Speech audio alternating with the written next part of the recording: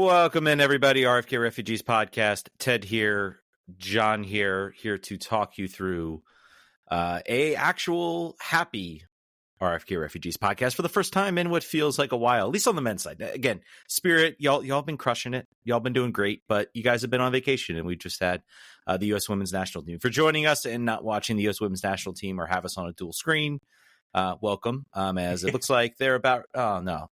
Sorry, this is going to be a faux live stream as we kind of watch the U.S. Women's National Team. I've got it on my TV above me. So if you listen to the podcast version, you'll probably that. But John, how you doing, my friend? How was your weekend? Pretty good. I went outside and played baseball in 110-degree weather, which I don't recommend you do, particularly once you get over the age of like 30. I think it's probably a little not recommended. But, I did it, and I survived, I guess. And then I got to watch a little bit of soccer this weekend, but yeah, I guess it was all right. How about yourself? It's been hot. I'm really just tired of the humidity. It's awful. It has been hot. I have been availing myself of the pool area around my apartment building, which has been lovely to use that. And I've also been watching soccer, of course, because that's what we do. Watched a little bit of your European championships, had to get some stuff done around the house, and of course watched the lovely Copa America final. Let's touch on that. Let's touch on that a little bit. I feel like that's been the talk of the world. I don't know, like if we're not going to break down the game or anything. Congratulations to Argentina. Congratulations to Spain. Condolences to England and Colombia.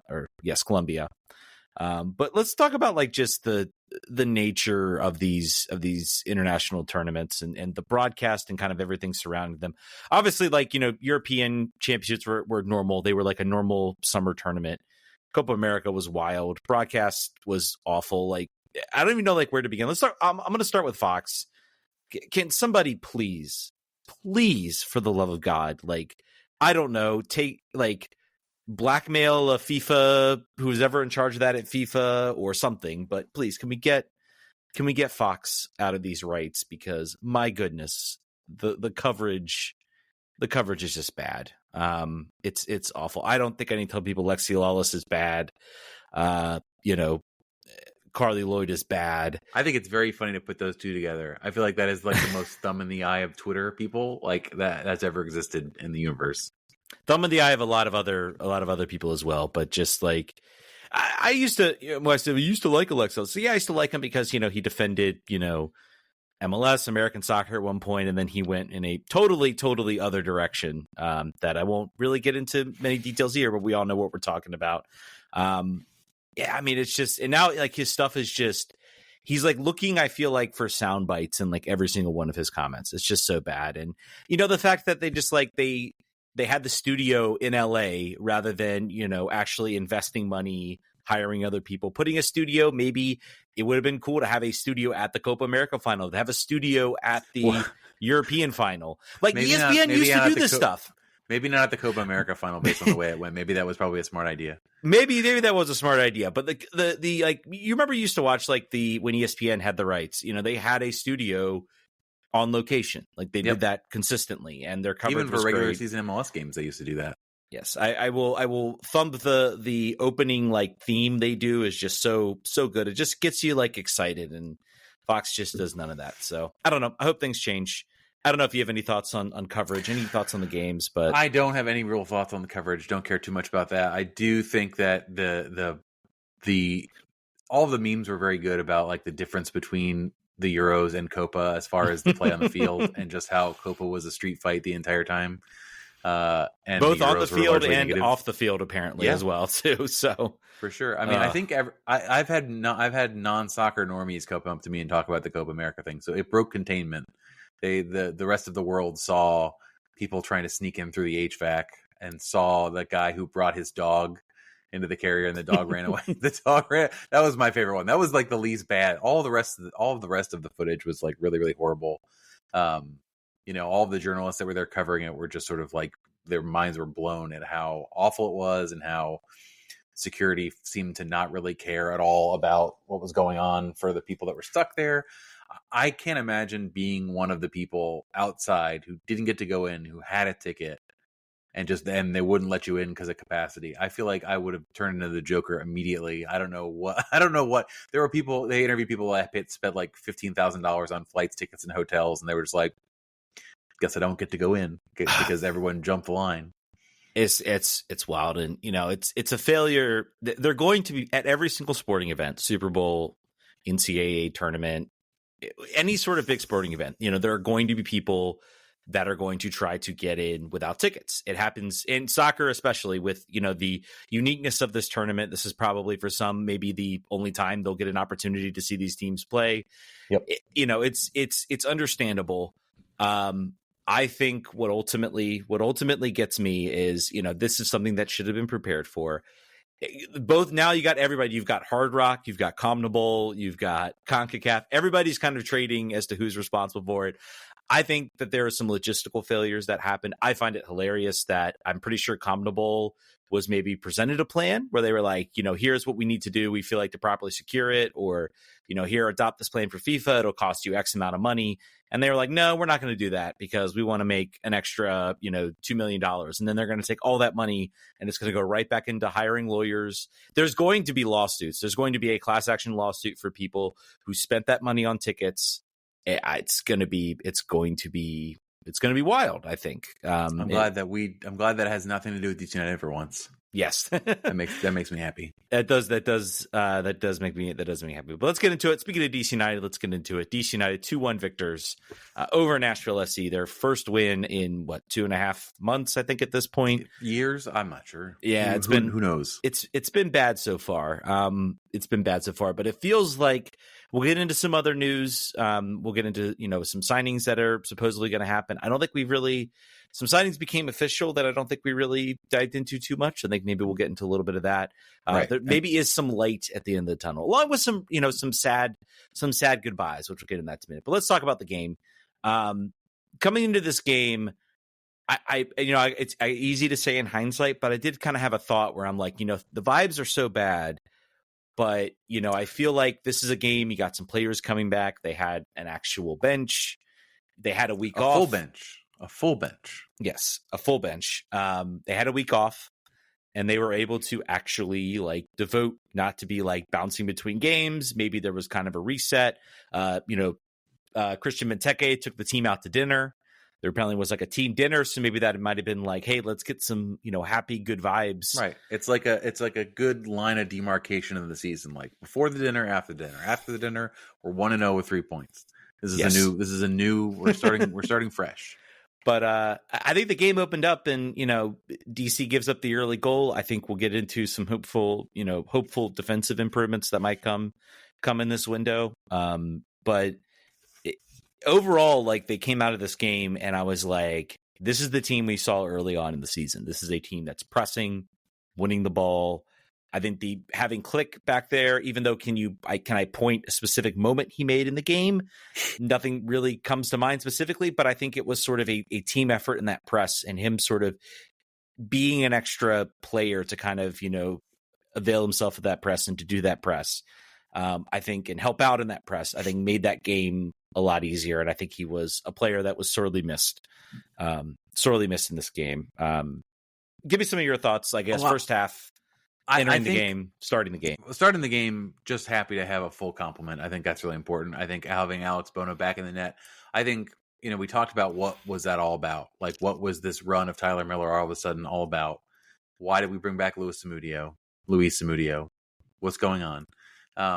I feel like there's a likelihood that Tyler Miller is moved in this window inside of the league. I think they know that they have two could be starting goalkeepers in play, and he's on a decent salary. There's an opportunity to potentially move him within the roster. They wanted to give him some game time, prove he was healthy. That's a complete conjecture. There's no rumors to that effect. I just and also it coincided with a very deep bad run of the team, and Troy may have just wanted to shake it up. That's entirely possible. But I think that's what he's talked about. To be fair, he said he wanted to kind of shake it up. Then why bring back Samudio and have the third have Corey? What's his face? The third keeper that's been around. Because Zamudio has been very much locked on that bench. He has not played at all for Colorado. So do you think they'll find him another loan in the summer window? I don't know. I think they're looking at their I think maybe they're looking potentially at the Celtic game. I think bringing him back to run him out in that game. He's not getting minutes. He's not getting time in Colorado. I think if he was starting week in and week out for Colorado, he would not be here. Truthfully, I think they said he's not getting minutes. We've got this game against Celtic. Here's an opportunity to see, if we feel like there's anything there. I could very well see if he plays against Celtic and he does poorly or he doesn't really show anything, maybe this team maybe he gets a Leagues Cup match. Who knows? I think you could see them potentially start to move on from him. I don't know where it leaves the team. The goalkeeper core is I don't know where you go with the goalkeeper course. Do you stick with Bono? Do you? It is weird, right? It's not the problem, but it's also not the solution. There's no one here that you would say I'll throw everyone else in the lake. And it's also not really the reason why we've lost matches. It's been the reason we've stayed in some matches. There was a great save by Bono in the second half that kept the game level. Two of them. So they're it's tough to say. They could certainly clean slate and pick a new number one. That would be completely reasonable and understandable. But I do think that it's somewhat duplicative to have both Bono and Miller on this team. I think that you could probably anyway. That's a guess. Yeah, that aside, I think what we've learned is I wouldn't say Miller's been perfect. I think Miller is he's made a couple good saves.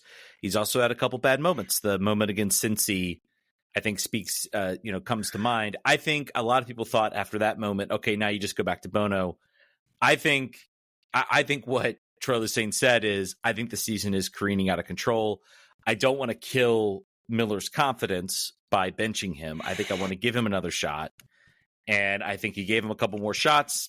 It clearly wasn't working out. I think now it's now it's, back to Bono. And I think this was a sense of, I want to get a full picture of who he is and whether I think he can be an actual improvement over Miller. And I think the answer comes up as no.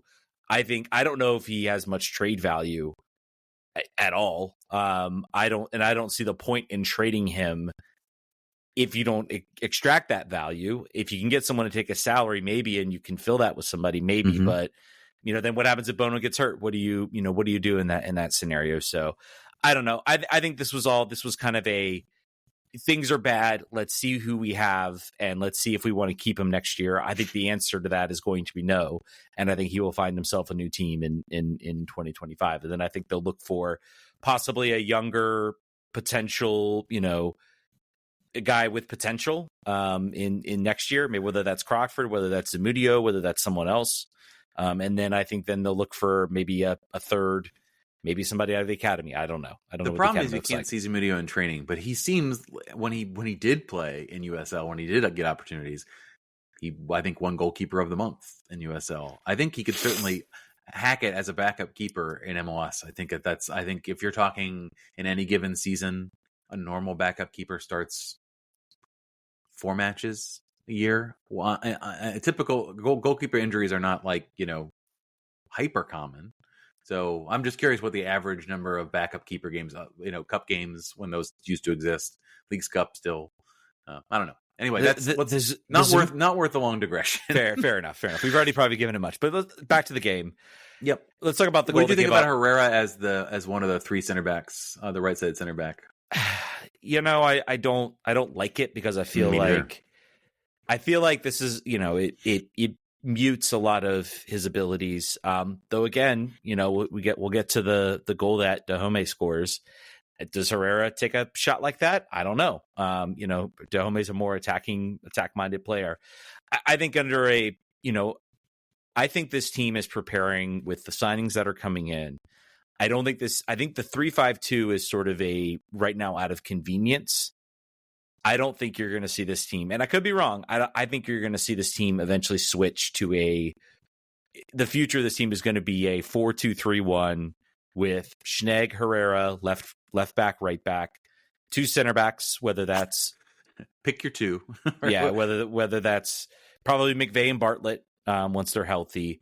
then I think you shift, and then you're going to have Borisino and Peltola kind of being your defensive destroyers and kind of, ball winning players, and then you have three, take your pick. It's probably going to be right now Stroud, and possibly Click filling that role in that kind of midfield role, and then out left probably Ted Kudipietro at this point with Benteke up top, and that's kind of where I'm thinking. With the signings they're making and with everything else they're making, that's kind of where I'm feeling like this team is leaning at this point. So yeah, I don't think Herrera as a center back is going to happen. So I think that was a situation of emergency and need rather than what's best for him or the club. But it worked out in this particular case. Was Bartlett injured this week? Bartlett was suspended. He got suspended on yellow cards. The red card. He had the red card. He had the red card. How did I forget another red card that this team had? So he's back next week. I think that probably dictates. Back on Wednesday, tomorrow. Back this week. We could talk a little bit about the Celtic game later too about what we think is going to happen with that. But like we said, a full roster, a rarity in this case. I think we're not going to go deep, step by step in this game. I think we have to talk about Christian Dahomey. Obviously, he's come in for, I don't know, probably the most criticism other than Gabriel Pirani, at least out of me and probably out of the show. And the funny thing was his first goal was ugly. Like he made a good run. He made a smart late run to put himself in a spot. But that was and Lloyd Sam sort of indicated too. He's like, well, it went in. That's what matters. He won't be mad at it. Yeah, and before we get into that, I just want to talk. I feel like the game plan. What was very positive about this game for me was, and something that makes me kind of excited as this run goes in. We talked about when Mateke was suspended, and we talked about this team has been so heavily reliant on him. Maybe having a couple games where they get to kind of work some things out. And, they can't rely on crosses, just aimless crosses to Benteke. Maybe they have to pass the ball. Maybe they have to move the ball. Maybe they have to have guys make runs. And, I will say they got some opportunities in this game. Almost their entire opportunities in the first half did not come from Benteke. Their Benteke opportunities. They came from, really Nashville, to their defensive credit, kind of sat in a shell, crowded up the box. It left a lot of space out wide and let a lot of out space for Dahomey. But to DC's credit, they tried to move, they tried to pass. I think there was a probably the best opportunity came from Stroud, who got the ball at the top of the box and hit a shot that forced Joe Willis into a save. And then there was another nice little move from Martin Rodriguez to find Ted Kudipietro. Not the not the best shot from Ted Kudipietro in the world, but they created opportunities and they got chances where they could have, gotten a goal and maybe gotten the tying goal in the first half. And then you still have that aerial presence of Benteke on the tying goal where he wins the header off the corner kick, heads it down. Yeah, it's ugly, but Dahomey does make the run and does put himself in that position where all he has to do is really just put any type of direction on it, and it's probably going to the back of the net. So a goal's a goal. And then 2 minutes later, he scores the opposite of that goal in that he tried his luck and he just belted it not upper 90, but right into the roof of the net on the near side. Just kind of smashed it. I think that Joe Willis did not expect that shot coming from that angle at that velocity, and he was not prepared for it. But quickly took the lead over a course of 3 minutes early in the second half. Yeah, and I think that's something to watch in that the reason he has that space is because Nashville backed off. They were like, we're just going to gunk up the middle.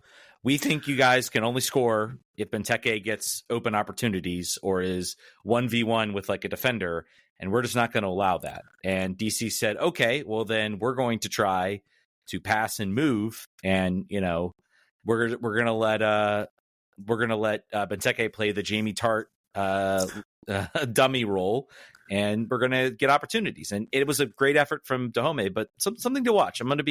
Wednesday, I'm going to be very curious to see if that's something we see continue. Yeah, I think too, they also backed off on that particular play. They backed off because they've watched tape of him and they're like, we're not super concerned about this happening, and rightfully so. So anyway, you got to give it up. You got to give it up when the player that you've been dogging all year has a good game. He had a good game. Congrats to him. Curious to see if he's able to follow it up with more productivity. At least confident. Like clearly, the confidence of the first goal gave him the confidence to take the second. To take the second. So let's see that continue. I'll be curious. I'll be curious with last thing on Dahomey. I'll be curious to see Schnegg comes in. Obviously, David Schnegg is going to be your starting left back. Yep. So that opens him, that potentially pushes him out of the starting lineup, which I'm sure he's not happy about. But I think it also could open up an opportunity for him to, to get another moment in his natural position where he can just be an attacker. And that is where he's been most effective. It puts Jacob Murrell down one step in the pecking order. Should he get back in there? And I think that's not horrible based on, I don't think that's the worst thing. Wonder what kind of, with absolutely no defensive, responsibilities, what kind of player can Dahomey be? He was a better creator before he got into that wing back spot. He was not prolific scoring the ball, but he was able to create chances in a way that was useful. So, like you said, something to watch. The one stat that cracked me up and made me feel really bad and sort of told a lot about the season and the situation the roster's in. When Pirani came on, Lloyd Sam says, yes, he scored as a substitute a couple weeks ago. That's actually the only goal that DC United has gotten from a substitute all season long.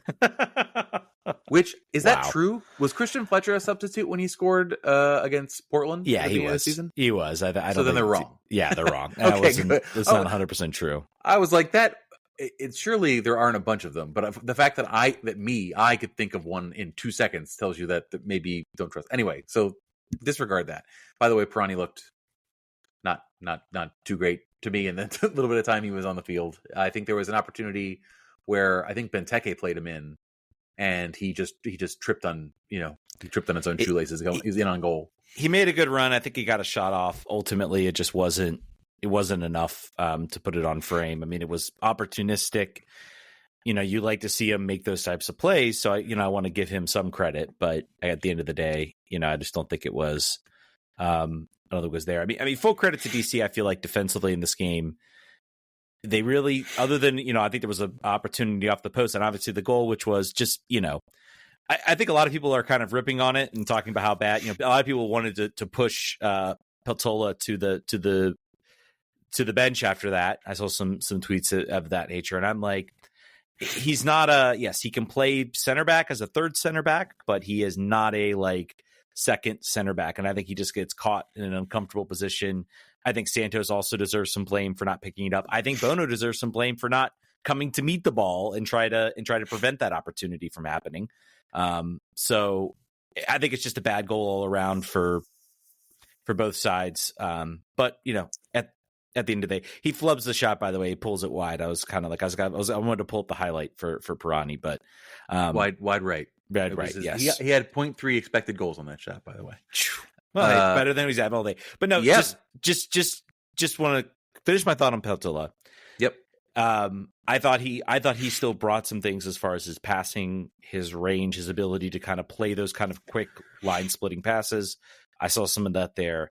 I know I've been a big Peltola backer. I think the goal's unfortunate, but I think otherwise, I think he had a pretty good game out there. And I think DC did well to kind of they really kind of prevented a lot of Nashville from generating many opportunities. Hani Mukhtar was a non-factor, which is shocking. The stats bear you that out, too. He was 91% of passing, 32 of 35, 4 passes into the final third from center back, which is pretty impressive. 4 out of 5 on his long balls. 7 recoveries, dribble past once. But yeah, aerial duels 2 for 2. So he stood out to me too as feeling pretty confident. He had to make he had made a couple last ditch tackles that were a result of sort of bad positioning that got him in that place, but he's able to recover because I think he's faster than your average MLS center backs and some of the attacking players. So it will be really, he is an interesting case, right? I think that there is really good arguments to see what he brings if they kept in a 3-back system, which you say they're probably not. And I think there's probably some truth to that, and we'll find out here pretty soon, just based on the players they brought in. But he could fit in either one of those. He's got unique skill sets as one of the three in the back, and I think he's. I don't want to say he's less of not a liability. He's not a liability anywhere really necessarily in MLS. I think his upside is higher actually in the back with a 3-back than he is in midfield, just because I think there's some physicality things that he can cover better at center back. But I don't know. I think he's an interesting player because it's very uncertain where he nets out, what Troy thinks his best position is. He's young, so there's an ability to move him around a lot and figure that out, I guess, still, both in this year and the years to come. Yeah. And I think, we'll get into that, and maybe we want to go ahead and jump into that. I think the signing of Boris, I think, is interesting because I've not watched much of Boris, but I think the recognition has been, I think what they've tried to do is to see if he can be, and, there's been a lot of talk about, when he came in here about how much ground he covers. And I think the idea was, okay, we're going to get him into this scenario and he's going to be I'm trying to think of like someone like a Kyle Beckerman, like a Michael Bradley, like just cover a whole bunch of ground and just be an elite, number 6 in this league. And I think ultimately what they've learned maybe is that, maybe that's not what his skill set is, or that's not what he can do. He can do it, in the, cold, 40, 30 degree weather in Finland, but you put him in the sweltering 90 to 100 degree weather in DC, and maybe that changes a little bit. So we always said he would change colors, and that has been so. But it's more to that point. Maybe that's something that he adjusts.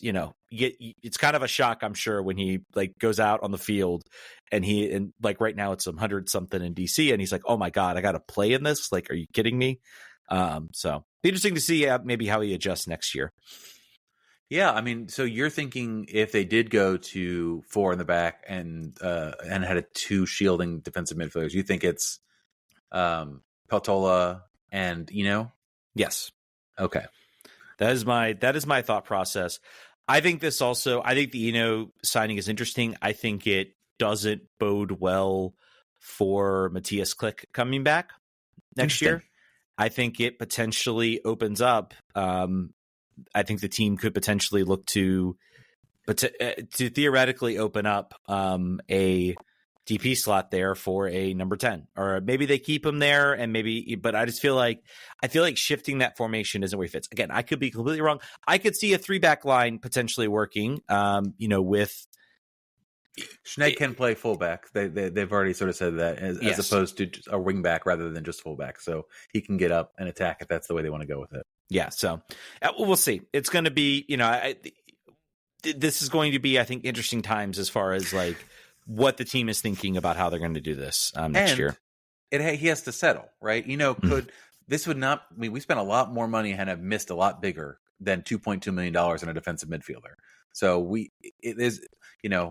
we'll see. There's a lot. They're gonna try it out, and they're gonna try different formations to see if Peltola and he work together well. Matthias Klick going makes a lot of sense if you look at what you still need from this roster and what the DP slot provides you.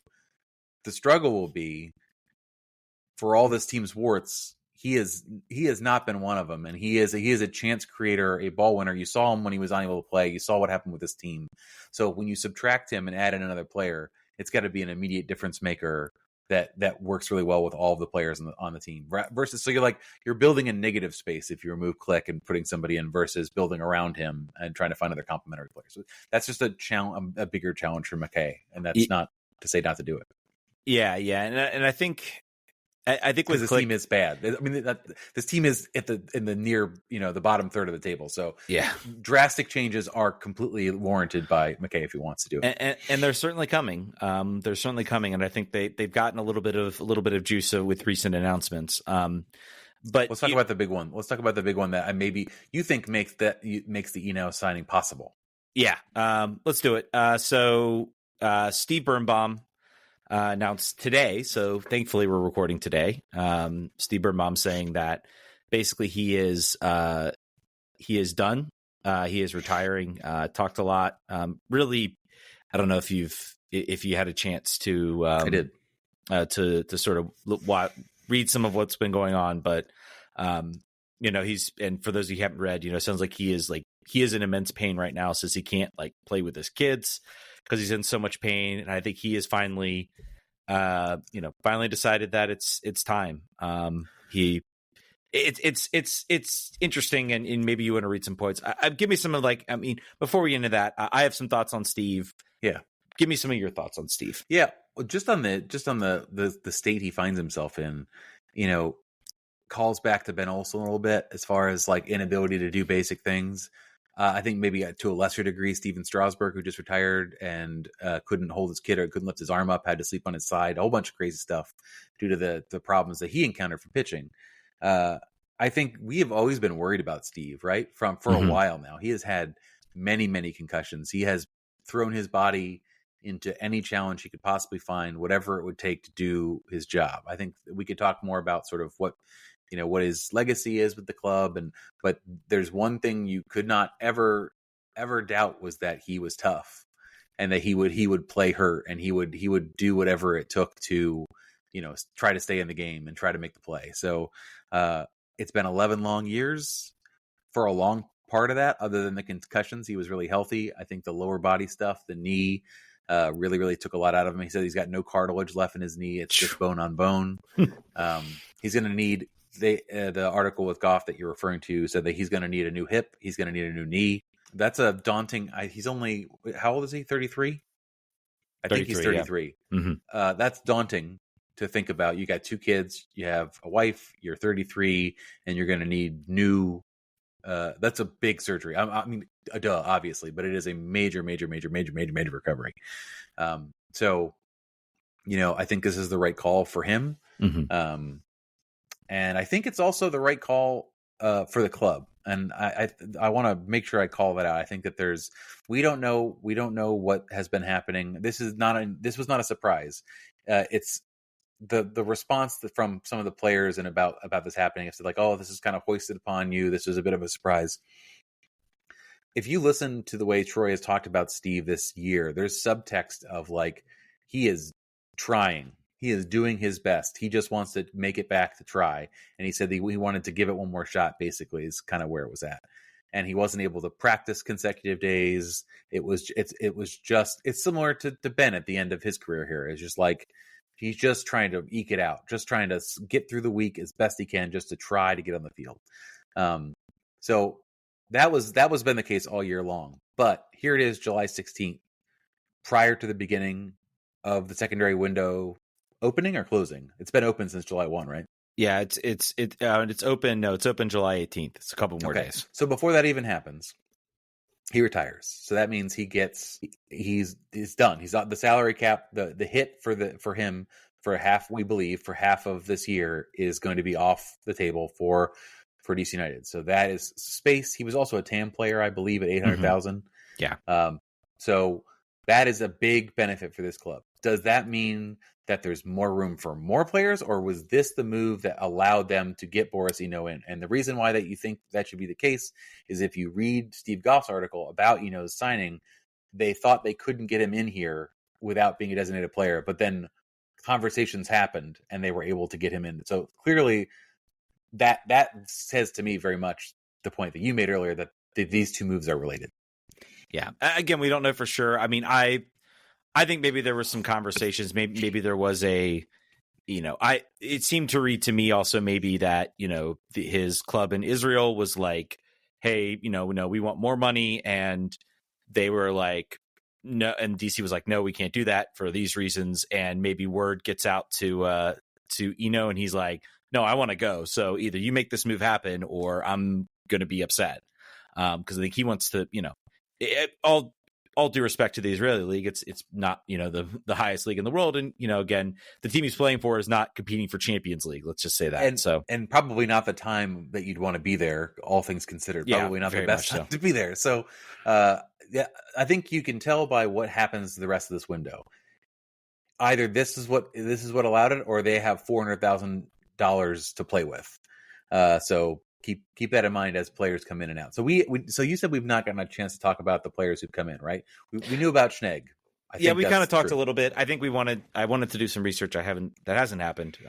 Sorry. The future of David Schnegg. Dominic Baji comes in. is our new backup number 9. It's serving the great. There's a long legacy of backup number 9s here.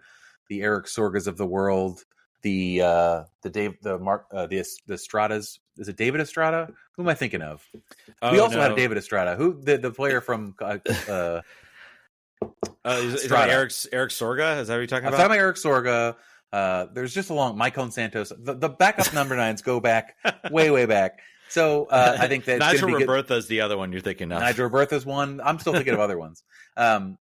This basically says when Benteke needs a blow, you're actually going to have a proven goal scorer, not someone who just graduated from Georgetown 6 months ago or 12 months ago. So I think that's probably good for this team to be in a situation to do well. Baji is going to get. You're going to about to see him get some major minutes here this month. I think that's what's going to happen. I think Benteke is going to be like, Leagues Cup and any friendlies that we have, we're gonna keep you 20 minutes, 30 minutes at the end of the games if we have to, but try to keep you out of the games as much as possible.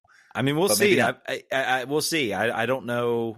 I don't know if you can keep a guy like that off the field. I think you will see him. There will be options now where you can sub him off in certain situations, and you can maybe rest him for, instead of playing 90 minutes, he plays 65, 70 minutes. I don't know. With regards to, I will think maybe it might be an interesting thing to watch. Does the team, if the team is being ginger with him, resting him, that maybe sends a message that they're looking to exercise his option and keep him here next year. If they play him full 90 for the rest of the year, that maybe sends a message that, this is the last ride for him here, and then we're going to go elsewhere. So something to watch. Right. Something to watch. Interesting thing about this Birnbaum announcement is he's going to play against Celtic for half and then come off and be replaced at halftime and be honored. Very cool. But which tells you this was not an acute new injury that occurred. I remember I'm trying to remember what team he was playing. I was there. I think it might have been Houston. No, it wasn't Houston. It was the game before Houston. He gets jostled and then he comes off. I think it was just like, you tried. You did your best. The knees, you cannot have knee collisions with your knee anymore. So he's going to grit out 45 minutes. He's going to say goodbye. This team, there's going to be hope. There may or may not be some sort of celebration for him at the game. I think there should be. Let's talk about his legacy. I think I wanted to. That's what I was going to get into next. So let's talk about it. I think it's what's interesting about his legacy. I feel like it is to a certain extent. I don't want to say like checkered, but I feel like, the notion is, and someone brought up this point, the team did not win a trophy while he was here. I guess if you want to count the Capital Cup, maybe we're not going to count that. But he came in the year after. He was a product of how bad the 2013 season was for DC when they won that Open Cup. So he was not there for that, the team. So I think that ultimately as DC fans, Bill Hamid has a trophy. He was part of the team in the 2013 Cup.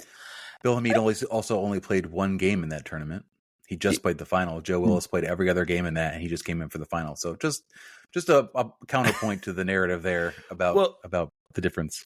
Well, yeah, and I think Steve Birnbaum. I hope as the years goes on, I do hope he gets some sort of other role in this club that might elevate him a little bit amongst the fan base. Because I feel like his playing career, he had some very good moments. I think he was definitely starting 11 or first team. I think he made MLS Best 11. He might have been a finalist for Defender of the Year. I don't know if he's actually won Defender of the Year. But, I think from his accolades, it really never – it's weird because I feel like he should be loved and he should be remembered as a player. He only played for DC United 2014 all the way through sorry, I'm just muting my phone here. Someone is trying to text me. From 2014 all the way through 2022, they had an 8-year career.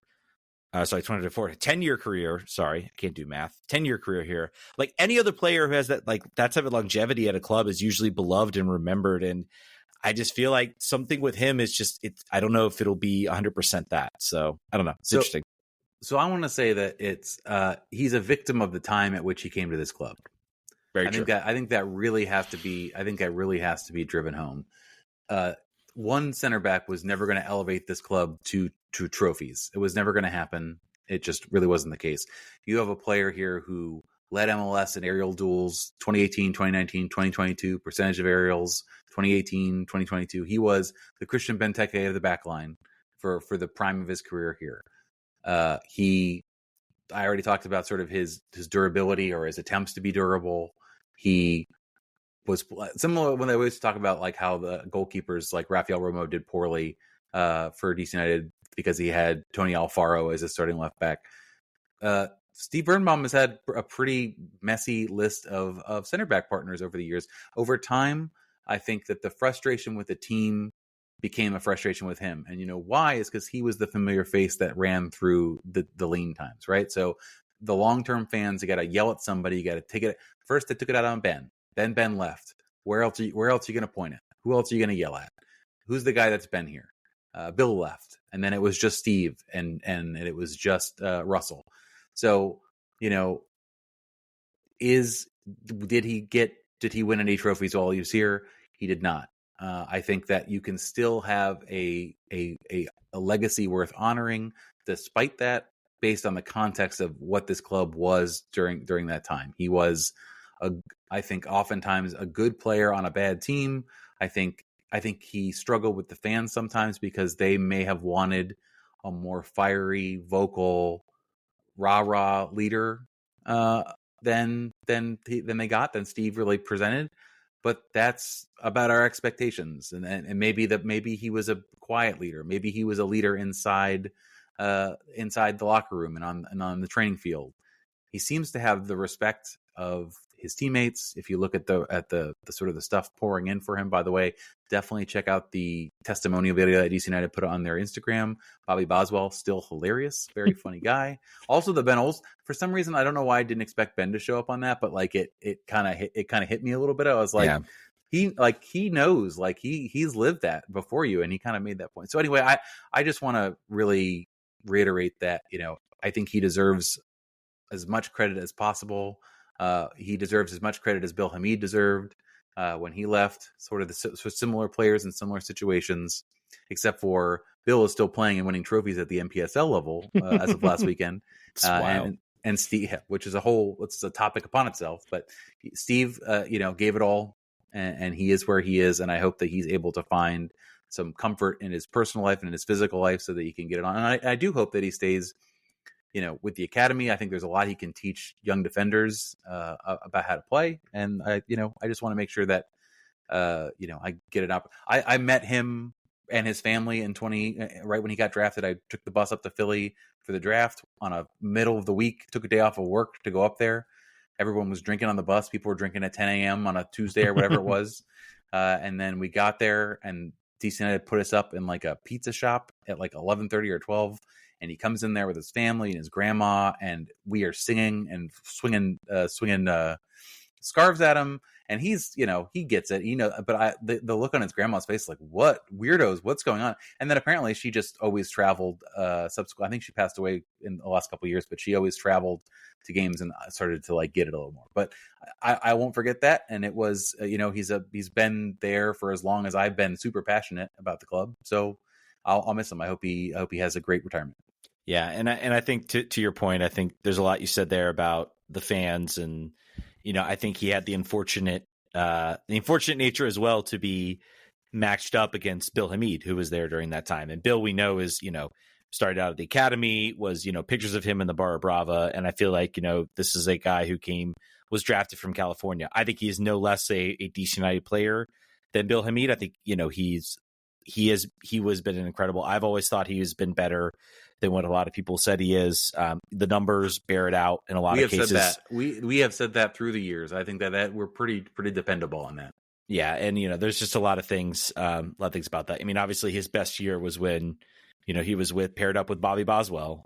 So yeah, it's going to be tough. It's sad to see him go. And now he remains, I think, one of, I guess if you count Jeremy Gray, I think he's one of like three players who played during the RFK days. And Now it's just Russell Knaus who's left, who played sort of that last half season at. Are you counting Garay as an academy player? Is that how? I think I'm gonna go with Brendan Cartwright. I think Brendan Cartwright pointed out that Garay is still the longest tenured player at DC United, even longer than Russell Knaus. I think that's what he posted. I was kind of reading quickly. Let me. Yeah, I'm gonna trust Brendan Cartwright with that. It's safe to do, particularly over my memory. I would certainly trust that over mine. I feel like Garay was signed. I can't find his Twitter, but I'll give you a second. There was a question too. We were having a discussion in the Discord today about sort of what should be done with him, basically. Like where do you place him in the pantheon? And like I think this team, as it continues to evolve and, honor its history, but also move to 3.0 or 4.0 or whatever iteration this is of DC United, even if the player is not Marco Echeverri or Eddie Pope, these players still have a role to play both in the academy system, in community relations, in being in the stadium on broadcasts. This team does a very poor job with making sure that that second tier of player, the non Hall of Tradition players, are still around the team. I think that those players are super important to, particularly since this team has gone so long without success, to just black hole this decade plus of time to pretend it didn't happen is a disservice to all the people who have lived it and breathed it for all this time. So I think that you have to, if you're the ownership or you're the marketing staff or whoever, like those guys, like Santino Quaranta, like those players that are like right below that tier, there are long surviving fans that have a real affinity for that sort of middle ground player. And I think that they need to make sure, whether it's in coaching or some other capacity, to keep him around if he wants to be. Steve Birnbaum, do you think he deserves to be in the Hall of Tradition? Who's in there now? Eddie Pope's in there, John Harkes, Jaime Moreno, obviously Ben Olsen's in there, Marco Echeverri. Like, they have not had an inductee, I think, in a long time. Time. I think so. Hall of Very Good. It's something like the always the discussion in baseball is the Hall of Fame versus the Hall of Very Good. He's a Hall of Very Good guy. I think that it doesn't hurt. Nothing like there's no like downside in it really. Like there's no like, well, you've besmirched this like basically fictional Hall of Tradition. How dare you? How dare you bring the quality down?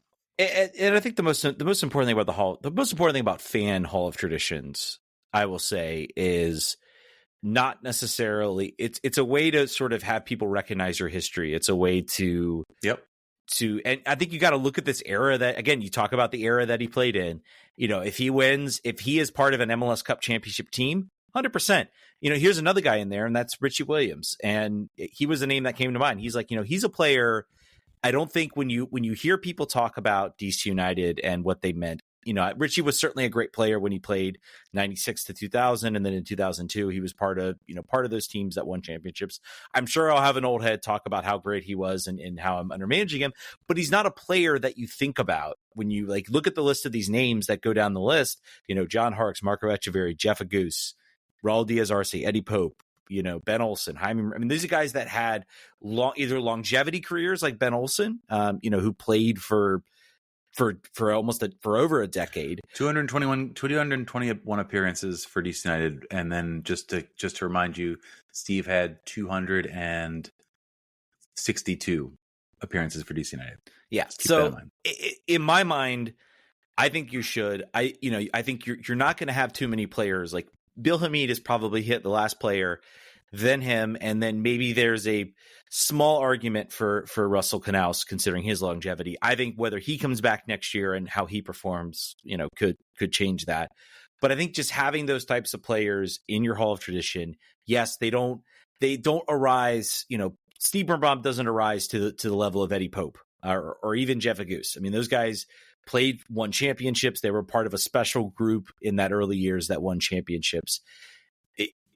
Steve Birnbaum, I don't feel like should be punished just because of the era that he played in, and the fact that the team couldn't spend money to build around him, and then when they could spend money, did it stupidly and really couldn't build a sort of successful longevity team. By the way, it's really funny how we do not have a keeper in the Hall of Tradition. I just noticed that. We have Raimondo, Bill or Raimondo, both of those, you think you probably would be the ones you put in there.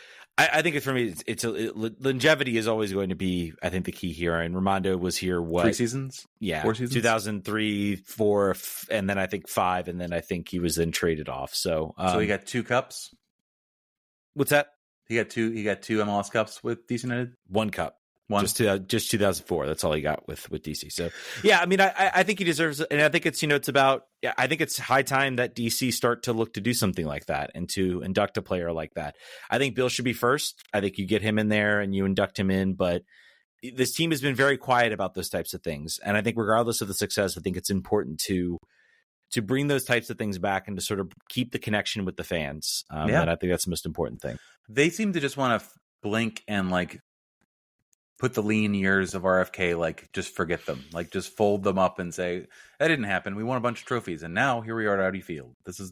But unfortunately for them, there was a long period there where they were not winning things and they were not at Audi Field. And trust me, I know. Yeah. that is my proving ground at DC United. Also, look at this roster. Who's gonna play 11 years with this club? Yeah. Nobody. No one.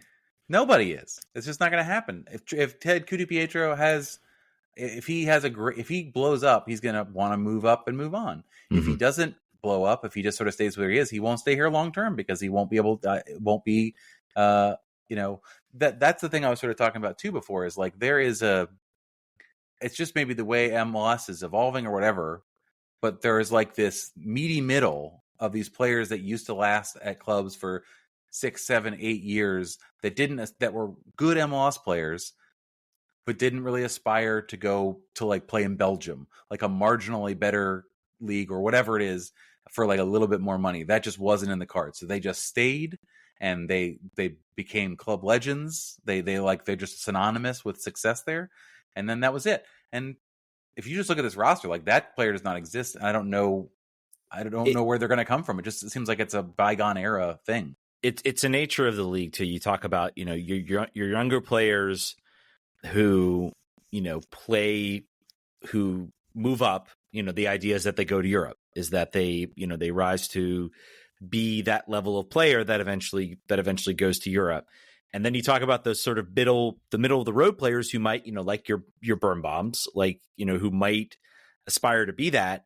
Either it doesn't work out, where they move, or they just never get that offer that comes in, or in, I think in Birnbaum's, in a lot of other cases, those players start to get expensive, and then they start to be tradable assets for teams that are trying to win championships. Perfect example comes to mind, Bobby Boswell, maybe that in my mind could be another name that maybe you want to induct into the Hall of Tradition. But again, he got to a point where he was his age and he was a weight on the cap. The team was bad, and so they traded him because to a team like Atlanta that was looking for a sort of veteran center back. So I think that's also what you kind of run into with a lot of those middle players. They become tradable depending on where your team is. If your team's bad, those players become expensive weights that you try to move to free up roster spots. I brought up the longest tenured players in MLS. I think it's pretty interesting. Right now, Steve is 7th. He'll be passed, obviously, because these are all players that are active. He'll be quickly passed. Players above him, Andre Blake, obviously drafted the same day as him. So that's someone to think about there. Stephen Fry, 10 years, 7 months. Jonathan Osorio with Toronto, 11 years, 4 months. Andrew Farrell with New England, 11 years, 6 months. Ryan Mira with New York Red Bulls has been there for 12 years. 12 years as a number 2 goalkeeper, by the way. Yes, that is wild. That is super wild. Crazy. And Diego Chara has been with Timbers for 13 years. Jeez. So those are guys in their clubs. Maybe, sorry, all due respect to Ryan Mira. Yeah, not going to be on the Hall of whatever they have at Red Bull. Those are guys that are going to make their teams Hall of Fames. Osorio's been long tenured. I'm sure he's beloved. Diego Chara as well, longtime legend of this club. 38 years old too, by the way. Yeah, jeez. So I think there certainly is. I think there is certainly those players. I just think you're right. You don't see them as much as you used to. And I think there's certainly good reasons for that. Dax McCarty is like the perfect example of this. A guy who's been like excellent good, a team that can sort of elevate a certain team, but you get to a certain point in it, and the team's like, you're a massive winner on our contract. We're trying to rebuild. Have a nice life. So I think a lot of it too is the decline of the draft. Like I'm looking at a lot of these players are MLS draftees. I think there's something that I think it's funny that Alejandro Bedoya is 14 with almost 8 years in, and he had a whole ass European career for a while. He played for Randers. He played a bunch of clubs in Europe for his 20s. So it's interesting. I think that's going to be something else to watch as well. We're going to have this wave of U.S. MNT players that are very talented, that are well known. Eventually, their career potentially could lead them back to MLS. I think there's going to be an avenue where Christian Pulisic comes back. There's going to be an avenue. I'm not saying it's going to happen right now, so Eurosnop's listening. Yeah, we're talking a while. Though Weston McKennie appears to be challenging that, that nature, or challenging that idea that it might be a while. So, but I think that's going to be something else, because there really hasn't been. I mean, we talk about the era from in 2018. When you talk about players that came back, Landon Donovan, Clint Dempsey, Josie Altidore, a lot of those guys came back and I think had careers that would be considered, Hall of Fame worthy. So, two last points on this. Knaus is 25th in MLS in tenure. Jeez. There are only 97 players that have 4 years of tenure on a team in the entire league. If you put all of the hundreds of players, probably whatever the active roster is times the number of teams, only 97 players have been with a club for more than 4 years. That seems crazy to me. That seems extremely transient. I'd be curious to see some data visualization, like how that's changed over time. Brendan Cartwright, if you're looking for a new project, this is not a DC United one; it's a league wide one. But I'm very curious. Anyway, there were some questions. I think we kind of probably addressed them, but I asked them, and I also asked for people to send us sort of their messages to Steve as he was out the door. This is a question from Richard Rolson. Says DC United will have 2, possibly 3 new players coming in during the summer transfer window. Some of them are already in. I would say it's 3. Let's see if it's 4 now at this point. It seems like it. Do you think these 3 players will help turn the season around? Do you think we will see any players leave? And factoring in the positions that are being filled, what positions would you still want to be filled this window? Do we think these 3 players will help turn the season around? I think it changes the nature of what the depth in the bench is, and it allows it improves at least 2 positions because Badji is not intended to start, so that is a depth position. But at left back and defensive midfield, you're now getting an improvement without a doubt. And typically those 2 positions, 2 out of 11, that might change some results here. I think potentially. I won't.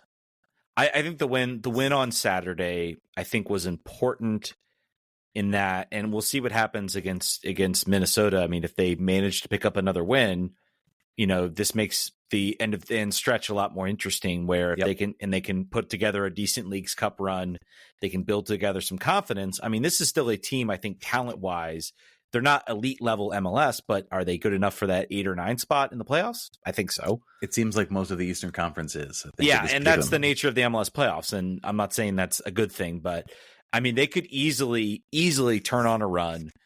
A lot of other teams could fall off. There already are teams that are falling apart. Philly started hot and they've won 1 of 17. So, it really is just a matter of if they can flip it back around, they're going to have depth coming in. I mean, I will say it's still probably a long shot. I would tend to say they probably won't make the playoffs, but we'll see how the Leagues Cup looks, and we'll see how this final stretch goes. If they put it together and they go out and they win, 3-4 games, and they put themselves in position heading into that final week, they might sneak into that playoff spot. So it certainly could happen. He asked if any players might depart. I still think Tyler Miller might leave, but other than that, I'm not seeing anybody else on the roster who could. Yeah, I don't. No one's going to have any value, and I think this team is kind of, I feel like, made it very clear that they are just kind of holding firm. They're not making any, we're not seeing the trades they made were very strategic type trades. They were trades for guys that, for Chris Durkin that had value as sort of that U22 slot to a team that thought they would be contending. And they got two very good players out of it. I mean, so. And if they add another player, what do you think the need is still? I still think it would be, in a perfect world, it's a 10 or a left-sided creative player. I think that with the amount of money they have, that probably is not the way they're going to go if they're going to add another player. Yeah, I don't know. I don't know if do you look to, if the center back is out there? They talked about, I think when you've talked about it was forward, midfielder, and center back. So we have the forward in Mbaji, we have the midfielder in Eno, and that also leads me to believe maybe there was some known fact that like this was it for Steve. Maybe there was an attempt to come back, and then I think at this point maybe it was known. So I think they could look to maybe try to fill that center back role. They will not have an international slot. Eno will take up the open international slot. So that lends an interesting question as to what they try to do, who they try to trade. If they somehow decide to keep either put Click in the double pivot or in the two sixes, then you've got a 4-man rotation in the center back of Peltola, Tubbs, McVeigh, and Bartlett, which is fine. I don't think that's horrible. I think you could certainly upgrade it, but I also think it's not the worst. Then there was one more other question. Oh, well, Stefan Clow. I can't see it. I'm sorry. Steven, excited about the show. Will you talk about how much roster space this frees up and what it may mean for the upcoming transfer window? So was he on 880? Can you look up the number that he was on for a full year? Yeah, I know it was above in 750. I know it was a TAM figure. It remains, we can definitely see sort of based on any other moves that occur, we can see if it was already accounted for and spent or if it's available to be spent now. Yeah, I'll have to go to the Players Association, but I think it was 800 and something thousand. On a healthy chunk, for sure. Yeah, 815,000 was his base, and his guaranteed was the same. So it's 815. So half of that $4 million, 400,000, 500, whatever. But we're not 400,000. We're just going to say it even 400,000. Again, I think that is potential cap space that is freed up. I also don't know I don't know if they get the TAM back or if the TAM, I don't know how any of that works. It's one of the nebulous things about MLS and how it works. So I wanted to read some of these messages from fans. The aforementioned Brendan Cartwright says, I remember congratulating him when he'd been drafted and how excited he was. I met him again preseason at the Wharf, and he signed my Ulysses S. Grant biography, and we swapped stories about impending fatherhood. A total credit to the club and DC.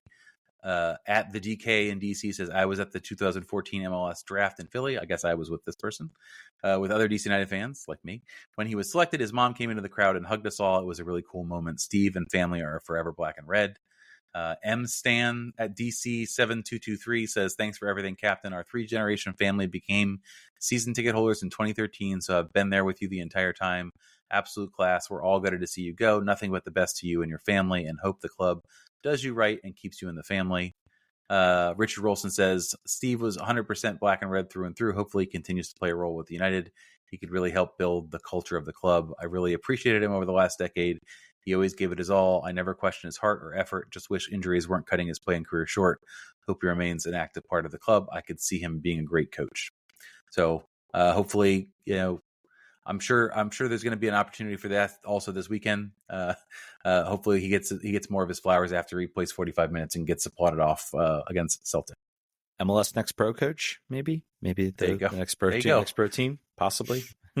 I have to check. I'm not sure. A lot of the coaches share it. I wonder where he is, if he's been working towards his coaching license. I know that's been something that a lot of players have done sort of towards the end of their career, is trying to work towards that. So some of the people who were talking about him said that he didn't seem like a guy who would want to do coaching. But I think also when you're newly retired at 33, that tends to reorganize what you thought you're going to be doing in your 30s. Yeah, interesting to see. I don't know. Maybe he lives a quiet life in Northern Virginia. So I think that's going to do it I don't think we have anything else we want to get into this show. It's been a long show, probably longer than we anticipated, but always it is what it is. Always the case.